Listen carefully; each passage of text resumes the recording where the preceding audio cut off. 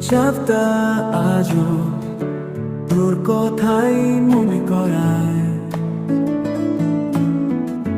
শূন্য ঘরে নিঃশব্দ আমি অশ্রুতে ডুবে যায়।